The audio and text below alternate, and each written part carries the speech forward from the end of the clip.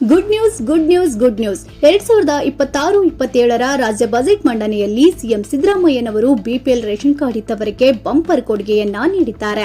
ಬನ್ನಿ ಹಾಗಿದ್ರೆ ಸಿಎಂ ಸಿದ್ದರಾಮಯ್ಯನವರು ಮಂಡಿಸಿದ 2026-27ರ ಬಜೆಟ್ ಮಂಡನೆಯಲ್ಲಿ ಬಿಪಿಎಲ್ ಕಾರ್ಡುದಾರರಿಗೆ ಕೊಟ್ಟ ಕೊಡುಗೆಗಳೇನು ಅಂತ ಈ ವಿಡಿಯೋದಲ್ಲಿ ನಿಮಗೆ ಸಂಪೂರ್ಣವಾಗಿ ತಿಳಿಸಿಕೊಡ್ತೀವಿ.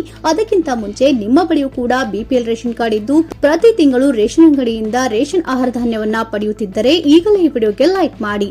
ಹಾಗೂ ನೀವಿನ್ನು ನಮ್ಮ ಚಾನೆಲ್ ಸಬ್ಸ್ಕ್ರೈಬ್ ಮಾಡ್ಕೊಂಡಿಲ್ಲ ಅಂದ್ರೆ ಈಗಲೇ ಸಬ್ಸ್ಕ್ರೈಬ್ ಮಾಡಿ, ಪಕ್ಕದಲ್ಲೇ ಬರುವ ಬೆಲ್ ಐಕನ್ ಕೂಡ ಕ್ಲಿಕ್ ಮಾಡಿ. ಹೌದು, ಬಡವರ ಅಭಿವೃದ್ಧಿಗಾಗಿ ರೇಷನ್ ಕಾರ್ಡ್ ಬಹಳ ಮುಖ್ಯ ಪಾತ್ರ ವಹಿಸುತ್ತದೆ.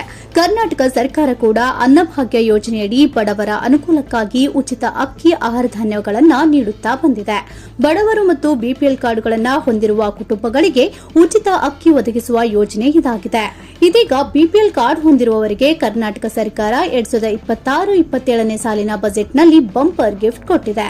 ಹೌದು, ಇದೀಗ 2026-27ನೇ ಆರ್ಥಿಕ ಬಜೆಟ್ ಮಂಡನೆ ವೇಳೆ ಅನ್ನಭಾಗ್ಯ ಯೋಜನೆಯಡಿ ನೀಡಲಾಗುವ ಹೆಚ್ಚುವರಿ 5 ಕೆಜಿಯ ಅಕ್ಕಿಯ ಬದಲಾಗಿ ಇಂದಿರಾ ಆಹಾರ ಕಿಟ್ ವಿತರಿಸುವ ಬಗ್ಗೆ ಮಹತ್ವದ ನಿರ್ಧಾರ ಕೈಗೊಂಡಿದೆ. ಹೌದು, ಈ ಹಿಂದೆಯೇ 5 ಕೆಜಿಯ ಅಕ್ಕಿ ಬದಲಿಗೆ ಇಂದಿರಾ ಆಹಾರ ಕಿಟ್ ನೀಡುವುದರ ಬಗ್ಗೆ ಚರ್ಚೆಯಾಗಿತ್ತು.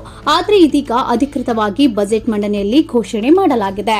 ಮುಖ್ಯಮಂತ್ರಿ ಸಿದ್ದರಾಮಯ್ಯ ಅವರು ದಾಖಲೆಯ 17ನೇ ಕರ್ನಾಟಕ ಬಜೆಟ್ ಮಂಡನೆ ಮಂಡಿಸಿದ್ದಾರೆ. ಈ ಸಂದರ್ಭದಲ್ಲಿ ಅನ್ನಭಾಗ್ಯ ಯೋಜನೆಯಲ್ಲಿ ಮಹತ್ವದ ನಿರ್ಧಾರ ಕೈಗೊಳ್ಳಲಾಗಿದೆ. ರಾಜ್ಯದಲ್ಲಿ ಬಿಪಿಎಲ್ ಕಾರ್ಡ್ ಹೊಂದಿರುವವರಿಗೆ ನೀಡಲಾಗುತ್ತಿದ್ದ ಅಕ್ಕಿಯಲ್ಲಿ ಭಾರಿ ಬದಲಾವಣೆಯಾಗಲಿದೆ. ಆ ಪ್ರಕಾರ ಪ್ರತಿ ತಿಂಗಳು ಸಿಗುತ್ತಿದ್ದ ಹೆಚ್ಚುವರಿ 5 ಕೆಜಿಯ ಅಕ್ಕಿಯನ್ನು ರದ್ದುಗೊಳಿಸಿ ಅದರ ಬದಲಿಗೆ ಇಂದಿರಾ ಆಹಾರ ಕಿಟ್ ನೀಡುವ ಬಗ್ಗೆ ಘೋಷಣೆ ಮಾಡಲಾಗಿದೆ.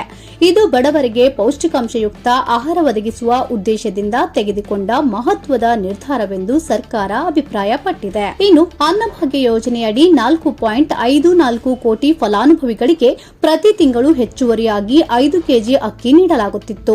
ಕಳೆದ 3 ವರ್ಷಗಳಿಂದ ಈ ಯೋಜನೆಗಾಗಿ ಒಟ್ಟು 17,167 ಕೋಟಿ ರೂಪಾಯಿ ವೆಚ್ಚ ಮಾಡಲಾಗಿದೆ. ಆದರೆ ಇದೀಗ ಈ ಹೆಚ್ಚುವರಿ 5 ಕೆಜಿ ಅಕ್ಕಿಯ ಬದಲಾಗಿ ಪ್ರತಿ ತಿಂಗಳು ಪೌಷ್ಟಿಕಾಂಶ ಒಳಗೊಂಡ ಇಂದಿರಾ ಕಿಟ್ ವಿತರಿಸಲು ಸರ್ಕಾರ ನಿರ್ಧರಿಸಿದೆ. ಅಷ್ಟಕ್ಕೂ ಈ ಇಂದಿರಾ ಆಹಾರ ಕಿಟ್ನಲ್ಲಿ ಏನೇನು ಇರುತ್ತದೆ ಅಂತ ನೋಡೋದಾದ್ರೆ ತೊಗರಿಬೇಳೆ, ಸಕ್ಕರೆ, ಉಪ್ಪು, ಅಡುಗೆ ಎಣ್ಣೆ ಇರಲಿದೆ ಎಂದು ಹೇಳಲಾಗಿದೆ. ಇನ್ನು ಕಿಟ್ ವಿತರಣೆ ಕುಟುಂಬದ ಸದಸ್ಯರ ಸಂಖ್ಯೆಗೆ ಅನುಗುಣವಾಗಿ ಬದಲಾಗಲಿದೆ.